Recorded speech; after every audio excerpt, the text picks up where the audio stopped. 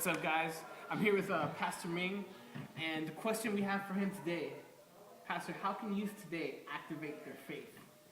Well, personally, there are a number of things that you could do to really activate your faith.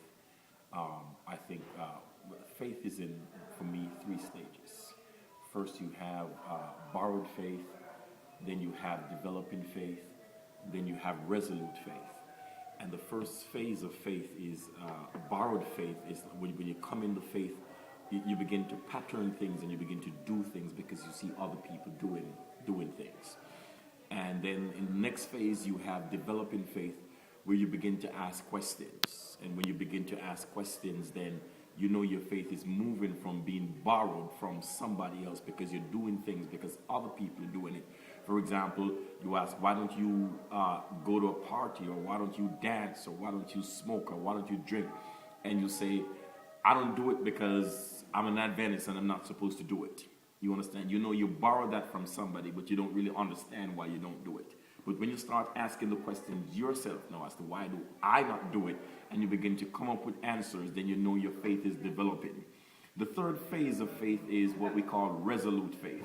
And in the resolute faith section, it doesn't matter what anybody else say to you. It doesn't matter what rationale they give you. You know you're firm in Jesus Christ. But sometimes we can become dormant. Sometimes we can get to a place where we don't have that drive to really share what we have. Because when you get to the first phase, the third phase rather, it's easy for you to think that you've gotten there. And so what you want to do is to move from being resolute to move from being active.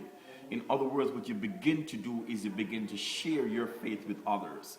And so I believe that the best way to activate your faith is to get to a place where you start sharing what you believe with others, because somebody shared theirs with you, and when you begin to share it, that's action, that's activeness. And so as you begin to share your faith with each other, you will realize that your faith moves from one stage to another stage, and you begin to get active. And the more you see people getting active excited about what you're excited about, is the more you're going to get excited to share it with them.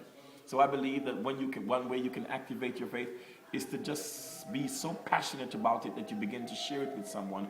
And when you share your faith with someone, they will see what God has given to you, and they will want to be a part of that too. Amen.